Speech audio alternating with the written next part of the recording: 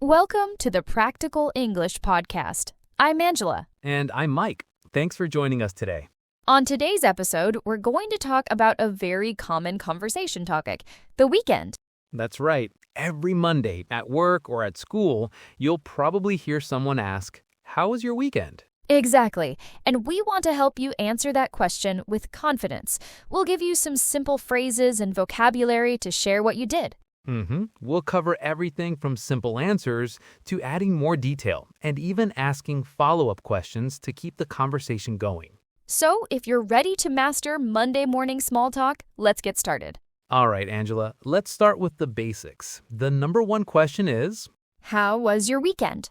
exactly. So what are some easy ways to answer that? Let's start with positive answers. If you had a good time, what can you say? The simplest answer is, it was great, thanks.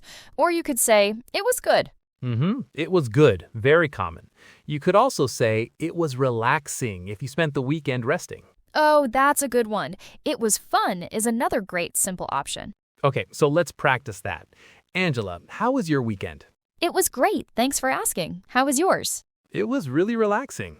See? A simple, easy conversation. Right, but what if your weekend wasn't great? What if it was just okay? Good question. You can be honest without being too negative. You could say, it was okay, or it was all right. It wasn't bad is another one I hear a lot. It means it was fine, but maybe not special. And if you were very busy, you could say, it was busy. Yes, maybe you had a lot of chores or work to do. Let's try that one. Mike, how was your weekend? It was pretty busy, but I got a lot done. That's a perfect answer. It's honest and gives a little bit of information. So after you give your simple answer, like it was good, the other person will probably ask, what did you do? Right, this is your chance to add more detail. Let's talk about some common weekend activities and the vocabulary for them. We'll use the simple past tense. Let's start with things you might do at home. For example, I often relax at home. I could say, I stayed in on Saturday. Stayed in. That's a great phrasal verb. It means you stayed at home. And while I was at home, maybe I watched a movie or I read a book. Those are very common. You could also say, I just relaxed, or I took it easy. Exactly. What about you, Mike? What's a common staying at home activity for you? I often play video games, so I would say I played some video games with my friends online. Nice. Another one is cooking. You could say, I cooked a nice dinner for my family. Okay, so that covers relaxing at home. What about going out? This is a big one. So many possibilities. You could say, I went out for dinner with friends. Or I went to a cafe. Another common one is, I went shopping. What if you met people? You can use the phrase met up with. For example, I met up with my sister on Saturday.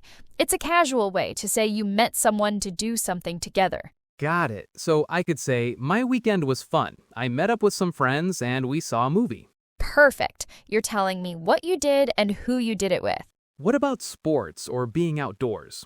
You could say, I went for a walk in the park, or I played soccer with my friends. Went for a is a very useful structure. I went for a run, I went for a swim, I went for a hike. Yes, that's a great pattern to remember. Finally, let's not forget about chores. Sometimes weekends are for catching up on housework. Unfortunately, yes. So you might need to say, I did some cleaning or I did the laundry. You could also say, I went grocery shopping. It's not exciting, but it's a very common weekend activity. So true. So let's put it all together. Angela, what did you do this weekend? I had a relaxing weekend. On Saturday, I stayed in and read a book.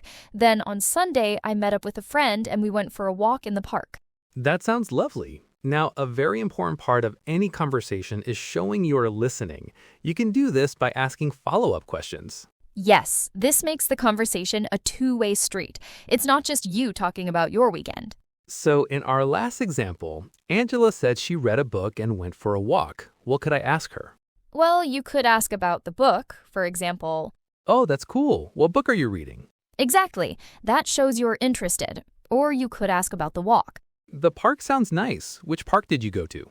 Perfect. Let's try another one. Let's say I tell you I went to a new restaurant on Friday night. Okay, my first question would be, oh really? How was it? A classic follow-up question. I could answer, it was delicious. Then it could ask more. What kind of food do they serve, or what did you order? These questions are so important. They turn a simple answer into a real conversation. Right. It shows you care about what the other person is saying. Let's do a full role play from start to finish. I'll start. Hey, Angela, how was your weekend? Hey, Mike, it was pretty good, thanks. A bit busy, but fun. How about you? It was great. Very relaxing. What did you do? On Saturday, I helped my friend move into his new apartment. Oh, wow. That's a lot of work. Did it take a long time? It did. We were exhausted afterwards, but we ordered pizza and watched a movie at his new place, so it was fun. That sounds like a good reward. What movie did you watch? We watched that new action movie, Planet of Heroes. It was pretty exciting. Nice. I've been wanting to see that. So what did you do on Sunday? On Sunday, I just took it easy. I did some grocery shopping and cooked a big pasta dinner. Sounds like a perfect balanced weekend, a busy day and a relaxing day. Exactly. All right, that brings us to the end of our episode. Let's do a quick recap. First, when someone asks, how was your weekend? Start with a simple phrase. It was great, it was relaxing, or it was busy. Second, be ready to add more detail by saying what you did. Use the simple past tense like I watched a movie, I met up with friends, or I went for a walk. And third, remember to ask follow-up questions. Show you're interested. Ask, what did you see? Or how was it? To keep the conversation going. The more you practice, the easier it will become. Try using these phrases this week with a friend, a classmate, or a coworker. That's all the time we have for today. Thanks so much for listening to the Practical English Podcast. We hope this helps you feel more confident in your English conversations. Join us next time. Bye for now. Goodbye, everyone.